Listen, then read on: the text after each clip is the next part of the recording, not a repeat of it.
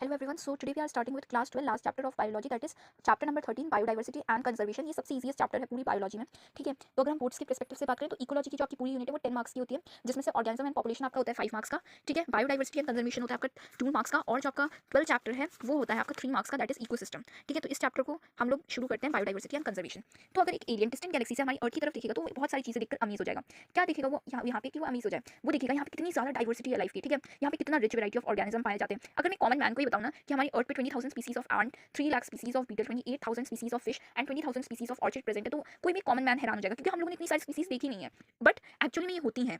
ठीक है, तो इस वाले पॉइंट को अपनी बुक में मार्क कर लेना. ठीक है, इससे एमसीक्यू बन सकते हैं मोस्ट प्रोबेबली, तो यहाँ से लेकर यहाँ तक आपका ऑर्चिस्टिक आपके फैक्ट्स फिगर दिए हुए हैं, इनको याद कर लेना. ठीक है, आगे बढ़ते हैं. तो आगे ecologist and evolutionary biologist have been trying to understand the significance of such diversity by asking important question. क्या क्या क्वेश्चन पूछ रहे हैं कि इतनी सारी स्पीसीज क्यों है, क्या ये सारी जो आपकी स्पीसीज हैं या डाइवर्सिटी है ये शुरू से एक्सिस्ट करती है अर्थ की हिस्ट्री से, और कैसे ये डाइवर्सिफिकेशन आया अगर नहीं एक्सिस्ट करती है तो. और क्वेश्चन है how and why is this diversity important to biosphere, क्यों इंपॉर्टेंट है, would it function any different अगर इतनी सारी डाइवर्सिटी में से कुछ डाइवर्सिटी कम हो जाए, और क्या ह्यूमंस को बेनिफिट होता है इन डाइवर्सिटी से. ठीक है, तो ये सारे क्वेश्चन हम इस चैप्टर में आंसर करते हुए चलेंगे. सबसे पहले हम पढ़ते हैं बायोडाइवर्सिटी के बारे में. What is biodiversity. ठीक है, तो अगर हम अपने बायोस्फीयर में बात करें तो इमेंस डाइवर्सिटी या आप कह सकते हो हेट्रोजेनिटी. हेट्रोजेनिटी और होमोजेनिटी दो टर्म्स होते हैं. होमोजेनिटी मतलब सब यूनिफॉर्म है, हेट्रोजेनिटी यहाँ पे नॉन यूनिफॉर्म है. ठीक है, तो आप डाइवर्सिटी देख सकते हो. अगर आप स्पीसीज लेवल पे बात करो तो स्पीसीज लेवल पे है, बायोलॉजिकल ऑर्गेनाइजेशन लेवल पे भी है. ठीक है, अगर आप मैक्रो मॉलिक्यूल्स की बात करो या आप सेल्स के अंदर ही बात कर लो तो आपको वहाँ पे भी डाइवर्सिटी देखने को मिलेगी. बायोडाइवर्सिटी जो टर्म है ये किसने पॉपुलराइज करा था, एक सोशियो बायोलॉजिस्ट है जिनका नाम है एडवर्ड विल्सन, इन्होंने पॉपुलर करा था. ठीक है, नेक्स्ट पेज पे चलते हैं. अब इन्होंने डाइवर्सिटी को 3 पार्ट्स में डिवाइड करा है. ठीक है, तो कौन कौन से हैं वो. सबसे पहले आती है आपकी जेनेटिक डाइवर्सिटी. तो जेनेटिक डाइवर्सिटी की बात करूँ तो जेनेटिक डाइवर्सिटी का बेस्ट एग्जांपल है रो वोल्फिया वोमिटोरिया प्लांट, जो कि आपका हिमालयन रेंजेस में पाया जाता है. ये टर्म है यहाँ पे रो वोल्फिया वोमिटोरिया जो कि आपका हिमालयन रेंजेस में पाया जाता है. इसमें केमिकल है रेस्पिराइन, उसकी जो आप कंसंट्रेशन देखोगे ना वो आपको डिफरेंट प्लेस पे डिफरेंट दिखेगी. मतलब हिमालयन जो है उस पर ही आपको, जैसे अगर मैंने ये बनाया हिमालयन रेंजेस, तो अगर आपको यहाँ पे 50% ऑफ कंसंट्रेशन ऑफ रेस्पिराइन दिख रहा है तो इसी अगर आप यहाँ टॉप पे पहुंचोगे तो आपको ये 20% दिखेगा. तो ये जेनेटिक डाइवर्सिटी है.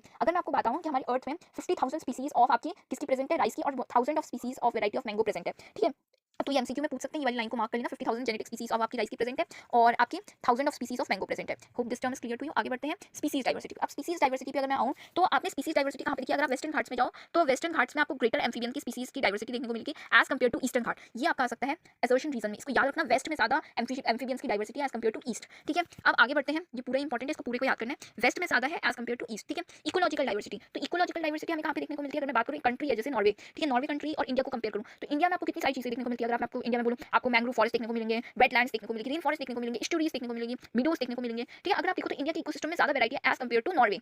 आगे बढ़ते हैं, हमारे पास नेक्स्ट आता है how many species are there on earth and how many on India. तो कितनी स्पीसीज अर्थ पे और उसमें से कितनी इंडिया में. तो अगर मैं आपको आईयूसीएन की 2004 की रिपोर्ट के अकॉर्डिंग बताऊं तो 1.5 मिलियन स्पीसीज अभी तक हमने डिस्कवर कर ली है. ठीक है, तो यहाँ पे ये रहा according to IUCN 2004 report. IUCN की फुल फॉर्म क्या है, International Union for Conservation of Nature and Natural Resources. उसकी 2004 की रिपोर्ट के हिसाब से the total number of plant and animals describes so far slightly more than 1.5. तो 1.5 के आसपास है. एक अगर हम एस्टिमेट माने, कुछ साइंटिस्ट ने लगाया एस्टिमेट कि 20 to 50 मिलियन स्पीसीज अभी और फाइंड करनी बची हैं, बट ये आपको एक नंबर ऐसा सुनने में नहीं लग रहा कि बहुत ज्यादा हो गया. तो यहाँ पे अगर हम एक पर्टिकुलर एस्टिमेट माने तो वो रॉबर्ट मे ने दिया हुआ है हमें. कौन सा दिया हुआ है, रॉबर्ट मे ने बोला कि अभी 7 मिलियन जो अभी स्पीसीज है वो इतनी डाइवर्सिटी है, ग्लोबल डाइवर्सिटी. ठीक है, तो हम इसको मान के चलते हैं ये 7 मिलियन स्पीसीज की अभी डाइवर्सिटी और रहती है.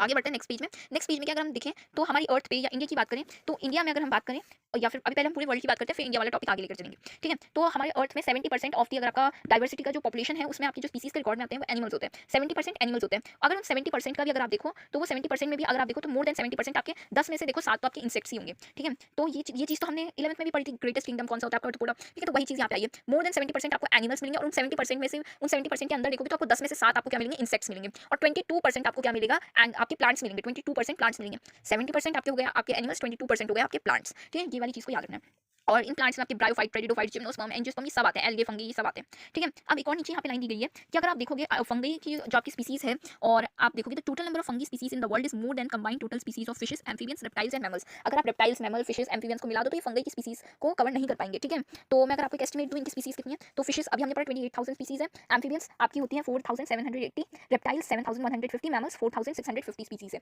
ठीक है, ये वाली चीज क्लियर होगी. अब आते हैं हम यहाँ पे, तो ये पेपर में बहुत बार पूछा जाता है, इसको हम याद करते हैं. देखो इनवर्टिब्रेट्स में ये पूरा आपको याद करना पड़ेगा. जो सबसे बड़ा है वो हमारे पास क्या है, हमारे पास 10 में से 7 आपके पास क्या है, इंसेक्ट्स है. उसके बाद कौन आ गए, मोलस्कस आ गए. उसके बाद कौन आ गए, आपके क्रस्टेशियंस आ गए. उसके बाद अदर एनिमल ग्रुप आ गए. ठीक है, वर्टिब्रेट्स में अगर हम आए तो सबसे ज्यादा वर्टिब्रेट में फिशेस ने कवर किया हुआ है, फिर एम्फीबियंस, फिर रेप्टाइल्स, फिर बर्ड्स, फिर मैमल्स. ठीक है, प्लांट्स में सबसे ज्यादा एरिया फंगी ने कवर किया. तो आपको ये याद रखना सबसे ज्यादा किसने कवर किया, इनवर्टिब्रेट्स में आपके इंसेक्ट्स ने, वर्टिब्रेट्स में फिशेस ने और प्लांट्स में आपके फंगी ने. उसके बाद यहाँ पे देखो प्लांट्स में देखेंगे तो फिर उसके बाद एल्गे है आपके पास. एल्गे के बगल में लाइकन्स है. लाइकन्स आपका सिम्बायोटिक एसोसिएशन होता है, याद रखना इस चीज को. एंजियोस्पर्म है, यहाँ पे एंजियोस्पर्म ने भी अच्छा अमाउंट कवर किया हुआ है. ठीक है, फिर मोसेस आ गए और फिर आपके फर्न्स और एलिलीज आ गए. ठीक है, तो इस चीज को हमें याद रखना है. ये बहुत बार पूछा जाता है, बहुत बार, ये वेरी वेरी इंपॉर्टेंट लिख लो इसमें। ठीक है, आगे बढ़ते हैं, आगे नेक्स्ट पेज में चलते हैं। तो अगर मैं बात करूँ, इंडिया के पास 2.4% of the land area world का, ठीक है, और एक इंप्रेसिव नंबर 8.1% की हमारे पास डाइवर्सिटी है पूरे वर्ल्ड की। ठीक है, और हम 12 mega diversity country of the world है। कौन सी है? 12 mega diversity country of the world है। ठीक है, 45,000 स्पीसीज ऑफ प्लांट और ट्वाइस उतनी ही हमारे पास एनिमल, यानी 45,000 species of plant, 90,000 species of animals we have. ठीक है, 22% of the total species have been recorded so far. ठीक है, 22% ही रिकॉर्ड हो पाया अभी जितनी भी स्पीसीज है उनका। ठीक है, और अगर मैं बात करूँ तो 1 lakh plant species and more than 3 lakh animal species are not discovered yet. तो 1 लाख प्लांट की स्पीसीज और 3 लाख जो आपकी एनिमल की स्पीसीज है, अभी उनको डिस्कवर करना बाकी है, जो अभी तक डिस्कवर नहीं हुई है। ठीक है, आगे बढ़ते हैं, आगे आता है पैटर्न ऑफ डाइवर्सिटी। तो पैटर्न ऑफ डाइवर्सिटी में आपके पास बहुत सारी चीजें आती हैं, वो क्या क्या है? सबसे पहले आता है हमारे पास लैटिट्यूडनल ग्रेडियंट, दूसरा आता है हमारे पास स्पीसीज एरिया रिलेशनशिप। तो अगर मैं लैटिट्यूडनल ग्रेडियंट की बात करूं तो ग्रेडियंट का मीनिंग होता है, ग्रेडियंट का मतलब होता है डिफरेंस। तो लैटिट्यूडनल की वजह से क्या डिफरेंस आता है? तो diversity of plants and animal is not uniform through out the world. ये चीज हमको पता है कि प्लांट और जो एनिमल की डाइवर्सिटी है वो वर्ल्ड में यूनिफॉर्म नहीं है, एक अनइवन सा डिस्ट्रीब्यूशन है। ठीक है, अगर मैं बहुत सारे प्लांट और एनिमल के ग्रुप की बात करूं तो एक इंटरेस्टिंग पैटर्न डाइवर्सिटी में देखने को मिलता है लैटिट्यूडनल ग्रेडियंट में। ठीक है, तो शुरू करते हैं, यहाँ पे जो मैं आपको लाइंस मार्क करूंगी वो मार्क कर लेना। The most well known being latitudinal gradient in diversity in general, species diversity decrease as we move away from the equator. Equator से जितना दूर जाएंगे उतना, इक्वेटर से जितना फार होंगे उतना आपकी स्पीसीज की जो डाइवर्सिटी है उसमें डिक्रीज आएगा। क्या आएगा? डिक्रीज आएगा। इस चीज को याद रखना, इसको एक पॉइंट बना के लिख सकते हो, स्पीसीज की डाइवर्सिटी में कब डिक्रीज आएगा? जितना जितना हम लैटिट्यूड से दूर जाएंगे। ठीक है, यहाँ से मार्क कर लेना। उसके बाद अगर हम आगे बढ़े तो with very few exceptions, tropics latitudinal range from 23.5 degree north to 23.5 degree south harbour more species than temperate और पोलर एरियाज। कोलंबिया जो कि आपकी इक्वेटर के पास लोकेट होता है उसके पास 1400 स्पीसीज ऑफ बर्ड्स हैं, जबकि न्यूयॉर्क जिसका आपका जो आपका क्या है 41 डिग्री नॉर्थ में है उसके पास 105 स्पीसीज हैं, और ग्रीनलैंड जो कि 71 डिग्री नॉर्थ में है उसके पास सिर्फ 56 स्पीसीज है। ठीक है, India with much land of area उसके पास कितनी है? 1200 स्पीसीज ऑफ बर्ड्स है। अ फॉरेस्ट इन ट्रॉपिकल और equatorial region like equator has up to 10 times many species of vascular plants as a forest equal area in a temperate region like Midwest. तो यहाँ पे क्या बात कही गई है? यहाँ पे ये कहा गया है कि a forest in a tropical region like equator, कोई फॉरेस्ट है ट्रॉपिकल रीजन जैसे कि इक्वेटर में, तो उसके पास 10 टाइम्स मोर स्पीसीज होती है किसी वैस्कुलर प्लांट्स की। ठीक है, as a forest of equal area in temperate region like Midwest of USA. Equal area का फॉरेस्ट होता है जैसे मिडवेस्ट ऑफ यूएसए में। ठीक है, the largely tropical Amazonian rain forest in South America has greatest biodiversity on earth. Amazon rain forest जो कि आपका साउथ अमेरिका में है उसके पास सबसे ज्यादा बायोडाइवर्सिटी, इस चीज को याद रखना है। ठीक है, it is home for more than 40,000 species of plant, 40,000 से ज्यादा स्पीसीज ऑफ प्लांट का वहाँ पे घर है। 3,000 स्पीसीज ऑफ फिश है। ठीक है, 1300 स्पीसीज ऑफ बर्ड है, 427 मैमल्स हैं, 427 एम्फीबियंस है, 378 रेप्टाइल्स वहाँ पे हैं, और मोर देन 1,25,000 इनवर्टिब्रेट्स हैं। साइंटिस्ट ने एस्टिमेट लगाया कि अगर रेन फॉरेस्ट नहीं, रेन फॉरेस्ट में एटलीस्ट 2 मिलियन इंसेक्ट्स होंगे। ठीक है, जो कि अभी डिस्कवर करने बाकी हैं। आगे बढ़ते हैं, आगे अगर हम बढ़े, what is so special about tropics that might account for their greater biological diversity. तो ये वाला पॉइंट यहाँ तक है, इसमें आप लोग मार्क कर लेना जो भी आपको फिगर्स दिख रहे हैं। इसके बाद हम नेक्स्ट पैराग्राफ पे मूव करते हैं। What is so special about tropic that might account for their greater biological diversity. तो क्या है सर ट्रॉपिक में? तो अगर मैं बात करूँ ट्रॉपिक की तो उसकी स्पेशलाइजेशन के बारे में इकोलॉजिस्ट और बायोलॉजिस्ट ने बहुत सारी आपकी थीसिस दी है। क्या क्या है वो हाइपोथेसिस? पहला है specialization in general function of time unlike temperate region subject to frequent glacierization. वहाँ पे ग्लेशियर्स ना जो जल्दी है वो मेल्ट नहीं करते हैं एज कम्पेयर टू टेम्परेट। ठीक है, अब आगे बढ़ते हैं। नेक्स्ट हमारे पास क्या है? आपके पास नेक्स्ट दिया हुआ है tropical latitudes have remain relatively undisturb for million of years. तो इसकी वजह से क्या होता है, जो ट्रॉपिकल लैटिट्यूड्स हैं वो अनडिस्टर्ब रहते हैं बहुत सालों के लिए। ठीक है, evolutionary times for species diversification हो जाता है। और अगला क्या है? Tropical environment unlike temperate ones are less seasonal. Tropical environment कम सीजनल होता है अगर आप बात करो टेम्परेट वन के अकॉर्डिंग। ठीक है, मतलब टेम्परेचर प्रेडिक्टेबल होता है कि इस टाइम पे बारिश होगी। ठीक है, और कांस्टेंट इन्वायरमेंट आपका नीश को प्रमोट करता है। ठीक है, इस चीज को याद रखना। नीश मतलब हैबिटेट। ठीक है, अगर कोई है एनिमल तो अपने हैबिटेट में रहना ज्यादा प्रेफर करता है, वही चीज यहाँ पे आ गई। आगे बढ़ते हैं, और क्या लिखा हुआ है? More solar energy available in the tropic which it contributes higher productivity. ज्यादा सोलर एनर्जी होती है, this in turn might contribute to indirectly to greater diversity. ज्यादा इसमें क्या कहा गया नेक्स्ट पेज में? नेक्स्ट पेज में ये कहा गया ज्यादा आपकी यहाँ पे क्या होती है? ज्यादा आपके पास यहाँ पे क्या होती है? सोलर एनर्जी होती है जो आपकी हाई प्रोडक्टिविटी में कंट्रीब्यूट करती है, जिसकी वजह से आपका ग्रेट डाइवर्सिटी आ जाता है। ठीक है, तो 3 पॉइंट हो गए। फर्स्ट आ गया आपका किस चीज से रिलेटेड? फर्स्ट आ गया ग्लेशियर से रिलेटेड, सेकंड आ गया आपका टेम्परेचर से रिलेटेड, मतलब इन्वायरमेंट से रिलेटेड कि यहाँ पे लेस सीजन जो आपका वो प्रेडिक्टेबल होता है, टेम्परेचर प्रेडिक्टेबल होता है, और थर्ड आ गया आपका सोलर एनर्जी से रिलेटेड। अब आते हैं हम स्पीशीज एरिया रिलेशनशिप में।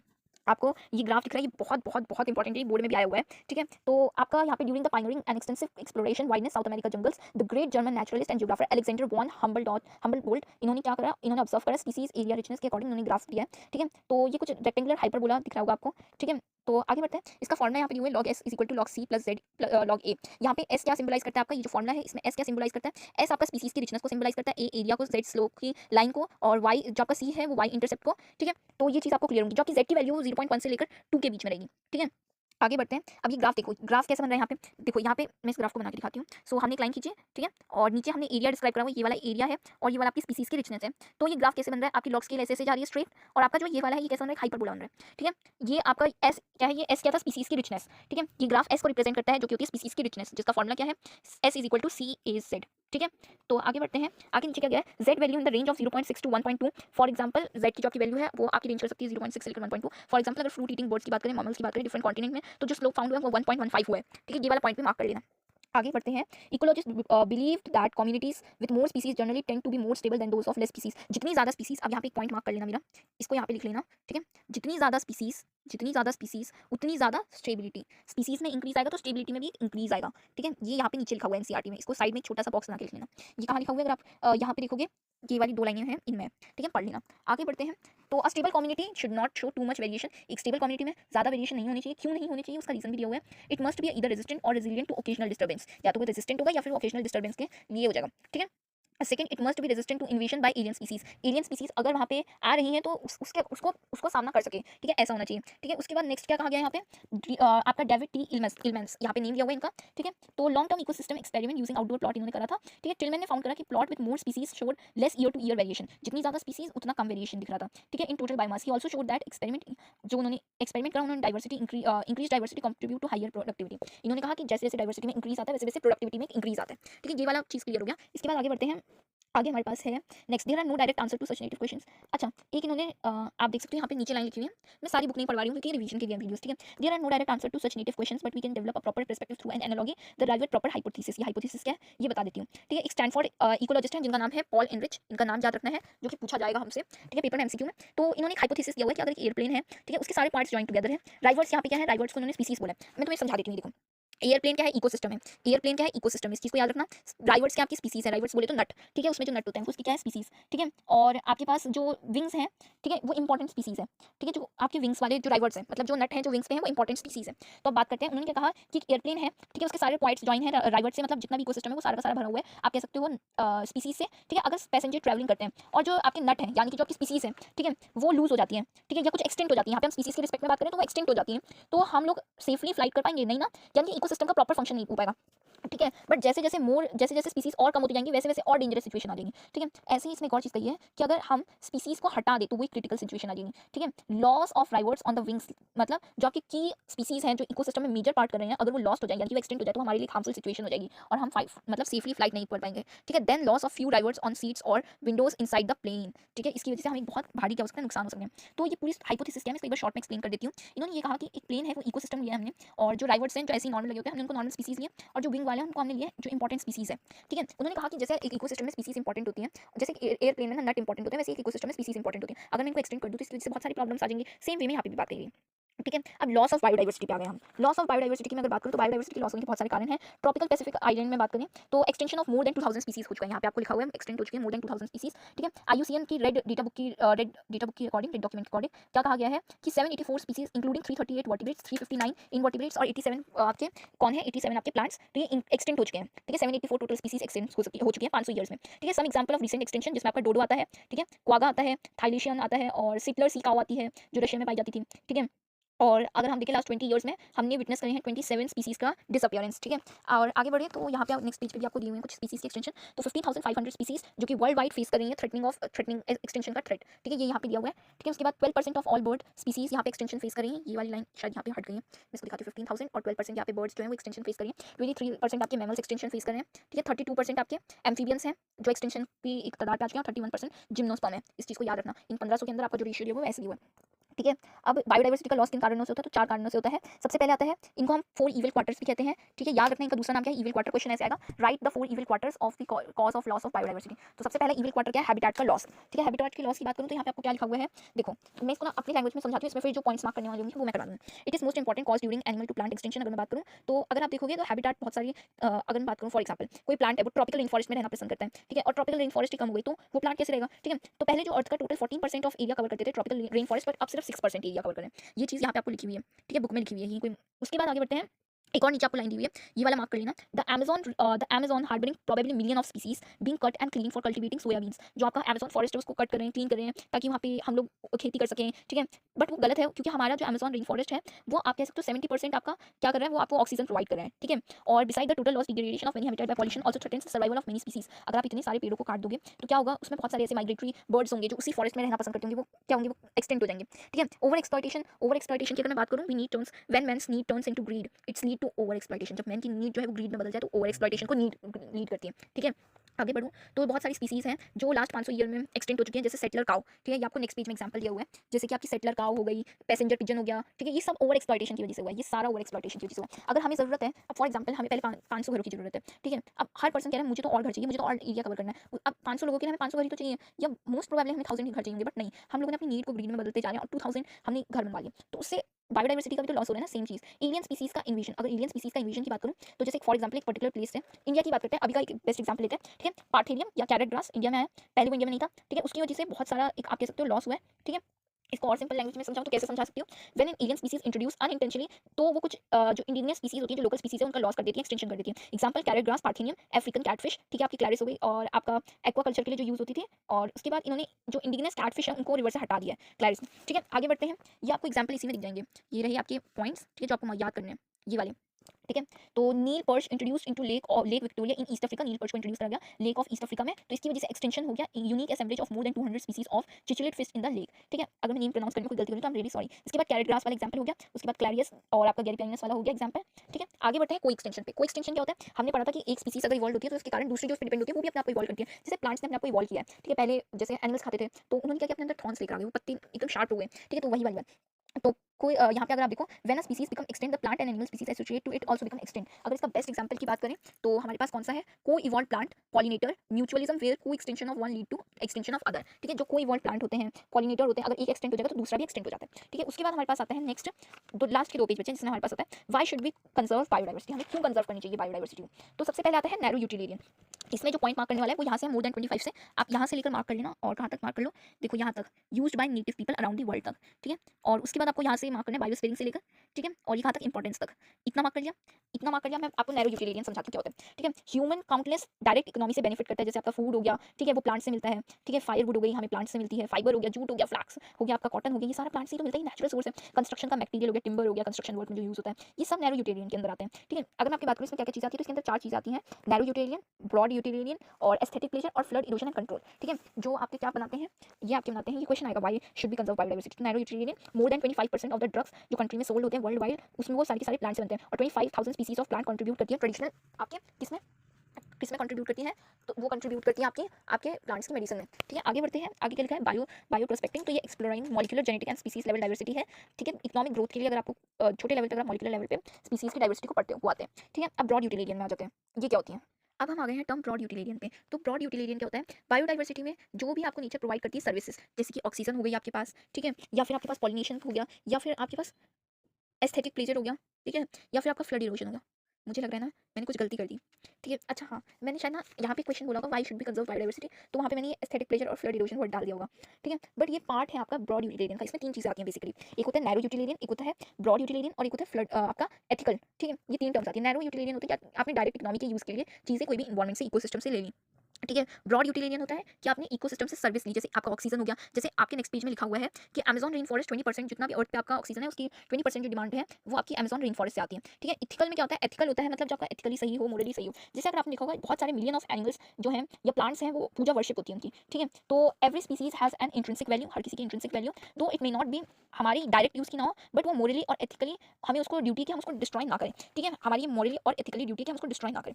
अब how do we conserve biodiversity, एक इंपॉर्टेंट क्वेश्चन है, कैसे हम बायोडाइवर्सिटी को कंजर्व करें। तो इसमें 2 टर्म्स आती हैं, एक्स सीटू कंजर्वेशन और इन सीटू कंजर्वेशन, ठीक है। इन 2 टर्म्स को आपको एक्सप्लेन करती हूँ। इन सीटू कंजर्वेशन में क्या होता है, यहाँ पे ना कुछ पॉइंट्स हैं वो मार्क कर लेना पढ़ के, ठीक है। मैं इसको एक शॉर्ट टर्म में समझा रही हूँ, ठीक है। आपके पास जो इन सीटू कंजर्वेशन होती है वो क्या होती है, the in situ strategies emphasise on the protection of whole ecosystem, जिसमें आप सारी इकोसिस्टम को बचा रहे हो, सारी डाइवर्सिटी को बचा रहे हो, ठीक है। आप इसमें इकोनॉमिकली फीजिबल नहीं होता है, मतलब इसमें बहुत ज़्यादा खर्च आता है, ठीक है। और इसमें हॉटस्पॉट मतलब अब आपने आइडेंटिफाई करा कि हमने यहाँ से बचाना है, ठीक है। अब यहाँ पे हमने एक कन्फाइंड रीजन को प्रोटेक्ट करेंगे, पूरा रीजन, ठीक है। हम एक पर्टिकुलर एनिमल को नहीं प्रोटेक्ट कर रहे हैं, ठीक है। There are total 34 hotspot, 3 of these hotspot are western Ghat, Sri Lankan, Indo Burma and Himalaya, ठीक है। प्रोटेक्टेड एरिया करा हमने, पूरा एरिया प्रोटेक्ट करा, एक एनिमल को प्रोटेक्ट करने के लिए हमने पूरी डाइवर्सिटी पे खर्चा करा, ठीक है। सेक्रेड ग्रुप्स बहुत सारे जैसे कि अरावली हिल्स ऑफ राजस्थान, ठीक है, और आपका Khasi and Jaintia hills of Meghalaya. Ex situ conservation में हमने एक पर्टिकुलर एनिमल लिया और जो थ्रेटेंड हो रहा था हमने उसको एक पर्टिकुलर एनवायरनमेंट प्रोवाइड करा और उसको बचाया, ठीक है।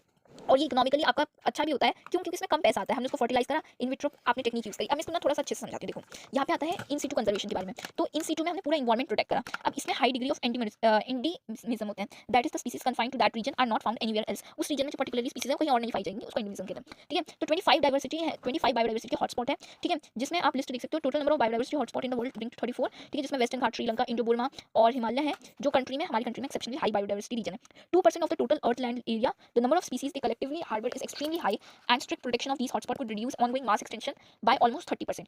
ठीक है, यहाँ पे आपको एक और फिगर दी हुई है नेक्स्ट पेज में, जो कि मैं आपको दिखा देती हूँ। Now 14 biosphere reserves, 90 nationalist parks and 448 wild life sanctuaries. ठीक है, ये आपके पास क्लियर है। इसके बाद सेक्रेट ग्रुप्स में आते हैं, तो खासी और जेनिटा हिल्स ऑफ मेघालय में है, अरावली हिल्स ऑफ राजस्थान है, और western Ghat region of Karnataka और महाराष्ट्र और सरगुजा है, और चंद्रवस्त्रा एरियाज ऑफ मध्य प्रदेश है। मेघालय के सेक्रेट ग्रुप्स हैं जो लास्ट रेफ्यूजीज लार्ज रेट में जो आपके थ्रेटेंड प्लांट्स हैं उनको प्रोटेक्ट किया गया। XC2 में क्या है, हमने उस पर्टिकुलर एरिया से हमने उसकी कुछ जैसे हमने गैमीट्स लिए जो थ्रेटेंड हो रहे थे, उसको फर्टाइल कंडीशन प्रोवाइड करी और हमने उसको ग्रो किया। ठीक है, और इसको हम क्या कहते हैं, cryopreservation techniques. Eggs can be fertilised in vivo in vitro and plants can be propagated using tissue culture method. हम इसको कैसे कर सकते हैं, टिश्यू कल्चर मेथड की वजह से कर सकते हैं। ये आपका कहाँ पे दिया हुआ है, नाउ से लेकर नाउ गैमीट से लेकर मेथड्स तक दिया हुआ है। ठीक है, यहाँ तक मार्क करके पढ़ लेंगे। इसके बाद बायोडाइवर्सिटी नो पॉलिटिकल बाउंड्रीज, ऐसा होता है बायोडाइवर्सिटी के लिए कोई पॉलिटिकल बाउंड्रीज नहीं होती है। ठीक है, बट आगे बढ़ते हैं। आगे हमारे पास क्या है, आगे हमारे पास क्या दिया हुआ है, तो यहाँ पे इफ वी गो और मोर फर्दर तो हमें नॉलेज मिलेगी किस चीज़ के बारे में, the biodiversity no political boundary and its conservation is therefore collective responsibility of all the nation. तो biological diversity the earth summit हुई है रियो डाइनर आपकी रियो डी जेनियोर 1992 में। ठीक है, ये प्लेस है, सिटी है। ठीक है, ये नीट का PYQ भी है इनफैक्ट इस ईयर का, इसको याद रखना, इस ईयर का 2024 का PR का है, 2024 का PYQ है। रियो dinar Janeiro the earth summit 1992 है, और वर्ल्ड समिट हुई आपकी यहाँ पे जॉन्सबर्ग में हुई है, जिसमें 190 कंट्रीज थी, जो कि आपकी साउथ अफ्रीका में हुई थी 2002 में। वर्ल्ड समिट 2002 में हुआ है साउथ अफ्रीका में, और आपकी अर्थ समिट हुई है 1992 में। ठीक है, और इसका प्लेज किया था इन्होंने कि अचीव करेंगे हम लोग पर्टिकुलरली 2010 तक significant reduction of the current rate of biodiversity loss of the global local levels. अब इसमें से जो क्वेश्चन आते हैं वो एक बार मैं आप लोगों को बता देती हूँ। सबसे पहला क्वेश्चन तो इवल क्वार्टर वाला बनता है, right the four evil quarter the cause of biodiversity loss. Next आएगा हम लोग बायोडाइवर्सिटी को कैसे कंजर्व कर सकते हैं, तो उसमें वो 4 पॉइंट्स आपके नैरो यूटिलिरियन, ब्रॉड यूटिलिरियन और आपका एथिकल वाला। ठीक है, explain in situ and ex situ conservation, ये आएगा, ये वाला हम लोग कर लेंगे। उसके बाद हम लोग बायोडाइवर्सिटी के एक बार ना पीछे के क्वेश्चन देखना, बहुत अच्छे हैं और सेम ही है ऑलमोस्ट। ठीक है, और इसमें और क्या पूछा जा सकता है, significance of the slope of regression in a species area relationship, ये पूछा जा सकता है। और बस इतना ही इस चैप्टर से मुझे लगता है जो पूछा जाएगा। ठीक है, वैसे भी 2 नंबर का चैप्टर अच्छे से प्रिपेयर कर लेना, बहुत ईजी चैप्टर है। Thank you.